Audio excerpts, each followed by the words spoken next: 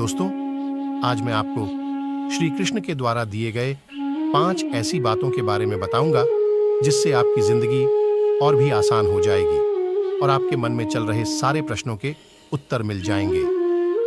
श्री कृष्ण द्वारा बताई गई पहली बात है कि लोग क्या कहेंगे। इस बारे में विचार करके ही कार्य करना चाहिए। यह गीता का सबसे क्रांतिकारी संदेश, क्योंकि आज के मोटिवेशनल स्पीकर कहते हैं कि लोग क्या कहेंगे इसकी परवाह मत करो, लोगों का तो काम है। लेकिन जो दुनिया के सबसे बड़े मोटिवेशनल स्पीकर है यानी स्वयं श्री कृष्ण, जब महाभारत में अर्जुन कहते हैं कि हे माधव, यह सब मेरे चाचा ताऊ गुरु है, मैं इनको नहीं मार सकता, मैं युद्ध नहीं करूंगा, तो श्री कृष्ण कहते हैं हे पार्थ, मन के दुर्लभता को त्याग दो, नपुंसकता को प्राप्त मत हो, गांड भी उठाओ और युद्ध करो, क्योंकि तुम रणभूमि में आकर युद्ध नहीं करोगे तो लोग तुम्हें युगों युगों तक कायर और डरपोक कहेंगे। तो श्री कृष्ण यहां अर्जुन से कहा रहे हैं, अगर युद्ध नहीं करोगे तो दुनिया तुम्हें कायर कहेगी। इससे आप खुद समझ सकते हैं कि लोग क्या कहेंगे। इस बात की परवाह करनी चाहिए, क्योंकि अगर किसी को लोगों के गलत कहने का भय नहीं होगा तो वह गलत और अनैतिक काम करने से पहले सोचेगा ही नहीं। तो अगर एक दो लोग आपको कुछ उल्टा सीधा कहते हैं तो उसको मत सुनो, लेकिन अगर सभी लोग आपको गलत बोलते हैं तो यह मत कहो लोगों का तो काम है कहना। अपने अंदर झांको और देखो कि कहां पर गलती कर रहे हो। श्री कृष्ण द्वारा बताई गई दूसरी बात, इंसानियत के सिवाय इस दुनिया में कुछ भी नहीं रहता है। इंसान जब पैदा होता है तब वह नंगा आता है, जब वह मरता है तो उसको ऐसे ही जला दिया जाता है, उसके साथ में कुछ भी तो नहीं जाता। दोस्तों, जिंदगी में आपको जो कुछ भी यहां आने पर मिला है वह आपके आने से पहले किसी और का था, और जब आप यहां से चले जाओगे वह किसी और का हो जाएगा। जो पैसा आपके पास है, जो नाम आज आपके पास है, जिस पद पर आप हो उसे पद पर आपसे पहले कोई और था। आज भले ही आप हो, लेकिन कल कोई और आपसे या जगह छीन लेगा। दोस्तों, यही इस सृष्टि का नियम है, और यह भागवत गीता की वह सबसे बड़ी सीख है जो हर एक आदमी को समझनी चाहिए। तो अगर बदलाव ही इस दुनिया का नियम है तो ऐसी कौन सी चीज है जो हमेशा रहती है? तो कोई ऐसी चीज जरूर होगी जो हमारे मरने के बाद भी इस दुनिया में रहेगी, और वह चीज है इंसानियत। दोस्तों, सबसे पहले आप एक अच्छे इंसान बनिए। हर एक मनुष्य परमात्मा का अंश है और हम सीधे तौर पर उस परमात्मा से जुड़े हुए हैं। दोस्तों, हमारी आत्मा भी गलत नहीं हो सकती, पर हम शरीर के सुखों के लिए गलत कर्मों को करने में लग जाते और उनका नतीजा भी गलत होता है। आज हमारे पास जो कुछ भी है, चाहे हमारा प्यार हो या कोई रिश्ता हो या पैसा हो या नाम, वह सब हमसे एक न एक दिन छीन लिया जाएगा या दूर चला जाएगा। और दोस्तों, यही सृष्टि का नियम है। जो कल किसी और का था वह आज आपका है, लेकिन आज जो आपका है आने वाले दिनों में यह किसी और का हो जाएगा। इसीलिए किसी भी चीज का अहंकार ना करिए और हर व्यक्ति के आदर के साथ पेश आए। श्री कृष्ण द्वारा बताई गई तीसरी बात है कि कर्म करो, फल की इच्छा मत करो। वैसे तो भगवत गीता का हर एक अध्याय ज्ञान से भरा है, लेकिन गीता का तीसरा अध्याय है जिसे कर्म योग भी कहा जाता है। यह गीता का सबसे अनमोल अध्याय है। इसमें भगवान श्री कृष्ण बताते हैं कि मनुष्य कर्मों के बंधन से बंधा हुआ है। हम एक क्षण भी बिना कर्म किए नहीं रह सकते हैं। जब हम सोते हैं तब भी हमारा मन करता है। मनुष्य कभी कर्म कम किए बिना नहीं रह सकता, लेकिन अगर जीवन में तरक्की करनी है तो मनुष्य को निष्काम भावना के साथ अपना कर्म करते जाना चाहिए, बल्कि कोई भी इच्छा नहीं रखनी चाहिए। ज्यादातर लोग जब कोई काम करते हैं तो हमेशा इस भावना के साथ करते हैं कि इस कार्य को करने से मुझे भविष्य में कुछ लाभ मिलेगा ही, लेकिन नहीं। श्री कृष्ण कहते हैं कि फल की इच्छा रखने में इंसान में कामुकता बढ़ती है और वह इंद्रियों के अधीन हो जाता है। इसलिए हमें कर्म योग के सिद्धांत का अनुसरण करना चाहिए। कर्म योग यानी बिना फल के इच्छा किए कम करना। इसके साथ साथ बिना फल की इच्छा के कम करने का एक फायदा यह भी होता है कि आप काम पर ज्यादा ध्यान दे पाते हैं और अगर आप काम पर पूरा ध्यान दोगे तो फल तो वैसे भी मिलेगा, लेकिन अगर फल के बारे में ही सोचते रहोगे तो काम ठीक से नहीं कर पाओगे, और अगर सही कर्म नहीं करोगे तो सही फल कैसे मिलेगा। इसलिए कर्म करते जाओ, फल की इच्छा को त्याग दो। श्री कृष्ण द्वारा बताई गई चौथी बात, लड़ाई से डरने वाले मिट जाते हैं।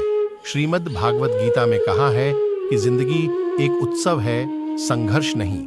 यदि आप अपनी जिंदगी को संघर्ष समझते हैं तो निश्चित एवं संघर्ष में होने वाली, हालांकि जीवन के कुछ मोर्चे पर व्यक्ति को लड़ने के लिए हमेशा तैयार रहना चाहिए। जो व्यक्ति लड़ना नहीं जानता, युद्ध उसी पर थोपा जाएगा या उसको को सबसे पहले मर जाएगा। उसी के जीवन में संघर्ष भी होगा। महाभारत में पांडवों को यह बात श्री कृष्ण ने अच्छे से सिखाई थी।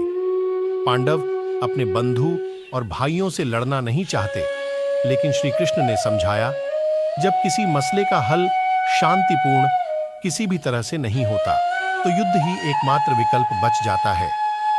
कायर लोग युद्ध से पीछे हटते हैं, इसलिए कई बार अपनी चीज को हासिल करने लिए कोई बार युद्ध करना पड़ता है और अपने अधिकारों के लिए कई बार लड़ना पड़ता है। जब व्यक्ति हमेशा लड़ाई के लिए तैयार रहता है, लड़ाई उस पर कभी भी थोपी नहीं जाती। श्री कृष्ण द्वारा बताई गई पांचवी बात है कि काम, क्रोध और लोभ नरक का 3 द्वार हैं। गीता के 16 अध्याय के 21वें श्लोक में श्री कृष्ण बताते हैं कि जब मनुष्य अपने कर्मों के फल की इच्छा रखता है तो उसके मन में काम की उत्पत्ति होती है कि काम ही मनुष्य का सबसे बड़ा दुश्मन है, क्योंकि यह आग की तरह जलता रहता है। मनुष्य चाहे अपनी कामनाओं की पूर्ति का कितना भी प्रयास क्यों ना करे, परंतु वह कभी काम को संतुष्ट नहीं कर सकता।